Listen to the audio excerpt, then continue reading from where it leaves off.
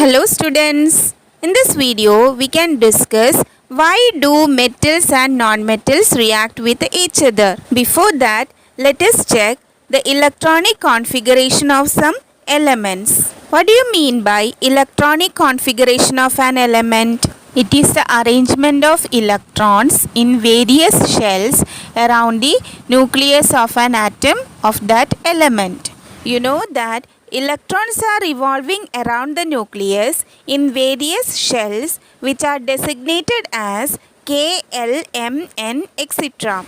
And the arrangement of electrons in various shells around the nucleus of an atom of an element is called its electronic configuration. The arrangement of electrons in various shells follows the sequence 2, 8, 8, 18, 18, 32. These are the maximum number of electrons that can be accommodated in K, L, M, N, etc. shells. Next topic, atomic number. It is the number of protons present inside the nucleus of an atom. Protons are positively charged particles present in the nucleus. Due to the presence of these protons, nucleus is positively charged and the negatively charged electrons are revolving around the positively charged nucleus in various shells. But an atom as a whole is electrically neutral. That is, the number of positive charges should be equal to the number of negative charges. Thus, the number of protons is equal to number of electrons. Thus, by knowing the value of atomic number, we can predict the number of protons and number of electrons in an atom. Let us check the electronic configuration of some elements. The first type of elements are noble gases. Example for noble gases. The first one is helium. Its atomic number is 2 and it has only 2 electrons in the K shell. Second one, neon. Its atomic number is 10 and its electronic configuration is 2, 8. That is, 2 electrons are in the K shell and 8 electrons are in the L shell. Next one, argon. Its atomic number is 18 and its electronic configuration is 2, 8, 8. Next type of elements are metals. And the example for metals, first one, sodium. Its atomic number is 11 and its electronic configuration is 281. Second one, magnesium. Its atomic number is 12 and its electronic configuration is 282. Third one, aluminium. Its atomic number is 13.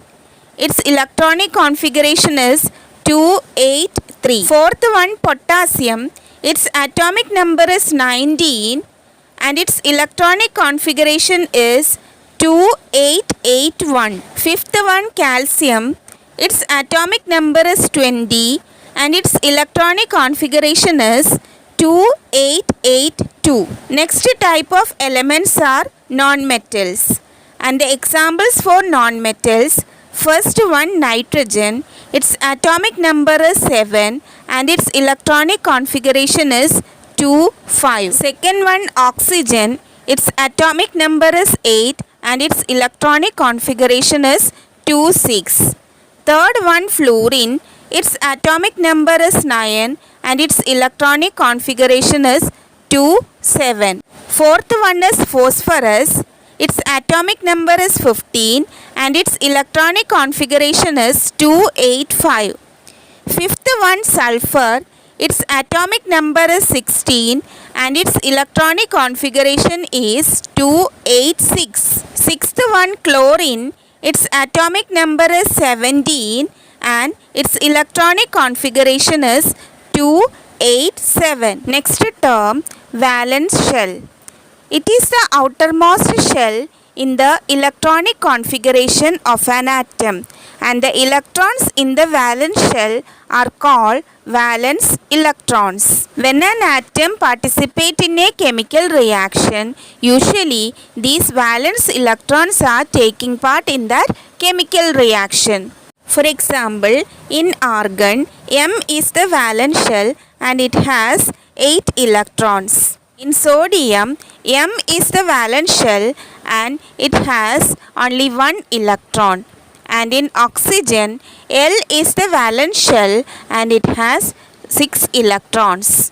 Next topic, electron dot structures. These structures are used to represent the valence electrons in the atom of an element. In these structures, first we write the symbol of an element and we represent the valence electrons as dots or crosses around the symbol of that element. Thus, from the electron dot structures, we will get an idea about the number of valence electrons in an atom of that element. For example, these are the electron dot structures of sodium and chlorine atoms. In these structures, the black dots represents valence electrons. And from these structures, it is clear that there is only one valence electron in the sodium atom, whereas there are 7 valence electrons in chlorine atom. Next topic, octet rule. This rule is related to the stability of an atom, and according to this rule, an atom is stable only when it has 8 electrons in its valence shell, and all the elements participate in various chemical reactions in order to attain this stability. Or we can define the reactivity of an element as a tendency to attain a completely filled valence shell. Noble gases have completely filled valence shell. As a result, they show little chemical reactivity. For example, in the case of neon, its electronic configuration is 2,8 and it has 8 electrons in its valence shell, so it is stable. Next, let us consider the case of metals. Metals usually have a tendency to lose electrons in order to attain stability. For example, in the case of sodium, it has the electronic configuration 281. After losing the 1 electron in the M shell, it will attain the stable electronic configuration, that is 28.